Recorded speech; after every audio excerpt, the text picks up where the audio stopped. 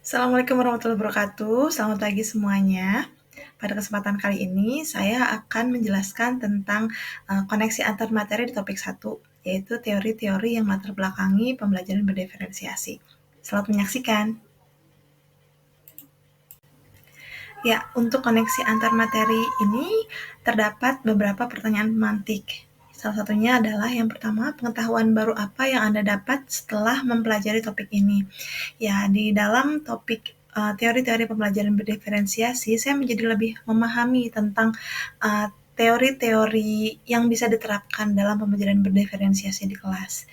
Oke, nah di sini terdapat teori ekologi, teori multiple intelligences, and then zone proximal development, dan learning modalities. Nah, sehingga itu semua saya akan jadikan acuan untuk menerapkan pembelajaran berdiferensiasi di kelas saya. Ya, untuk pertanyaan yang kedua, yaitu bagaimana pengetahuan baru tersebut berkontribusi terhadap pemahaman tentang implementasi pembelajaran berdiferensiasi. Seperti yang kita tahu ya, guru perlu mengetahui teori-teori yang mendasari pembelajaran berdiferensiasi, ya, untuk memastikan peserta didik mendapatkan kesempatan yang sama untuk belajar sesuai dengan karakteristik dan kebutuhan belajarnya. Sehingga dengan cara ini, peserta didik mampu memaksimalkan potensi atau kemampuan mereka.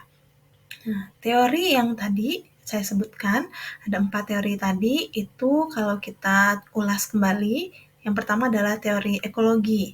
Jadi, di sini adalah hubungan antara peserta didik dengan lingkungannya, baik lingkungan yang terkecil hingga lingkungan yang terbesar, baik di mikrosistem sampai kronosistem. Dan yang berikutnya adalah di multiple intelligences, di mana terdapat 8 jenis kecerdasan majemuk yang dimiliki oleh peserta didik. Oke, bisa berbeda, bisa cuma hanya satu, atau bisa mungkin beberapa yang dimiliki oleh peserta didik, dan kita harus memahaminya. Dan yang berikutnya adalah di zone proximal development, atau kita sebut sebagai ZPD. Ini adalah perkembangan peserta didik, perkembangan belajar, atau memproses informasi peserta didik dengan atau tanpa bantuan orang lain, keluarga, atau teman sebayanya, atau mungkin kita sebagai guru. Dan yang terakhir adalah di learning modalities. Di sini, guru juga harus memahami tentang cara belajar yang digunakan atau dipilih peserta didik, ya, preferensi mereka untuk memproses informasi dan melaksanakan pembelajarannya. Oke, yang kita tahu itu terdapat 3 jenis ya. Oke, learning modalities. Yang pertama adalah visual, yang kedua adalah audio, dan yang ketiga adalah kinestetik. Oke, berikutnya yang terakhir adalah tentang koneksi atau hubungan topik 1, teori-teori yang melatar belakangi pembelajaran berdiferensiasi ini dengan mata kuliah lain. Menurut saya terdapat 2 mata kuliah yang ada relevansinya terhadap topik 1 ini di pembelajaran berdiferensiasi. Yang pertama adalah di mata kuliah prinsip pengajaran dan asesmen yang efektif di sekolah menengah.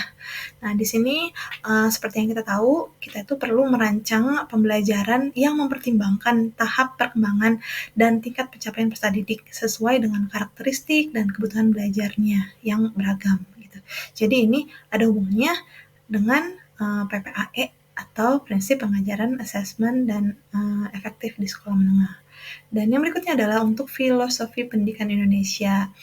Oke, yang kita pahami bahwa setiap individu adalah pribadi yang unik, gitu ya, yang memiliki karakter atau khasnya sendiri yang membedakan antara individu satu dengan individu yang lain. Kita tidak bisa menganggap semua peserta didik sama.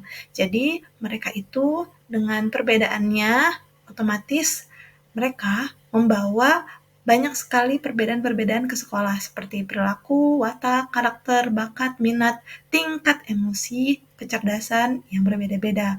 Oke, ini bisa dibawa dari faktor lingkungan, dipengaruhi oleh faktor lingkungan, atau mungkin terbawa sejak lahir.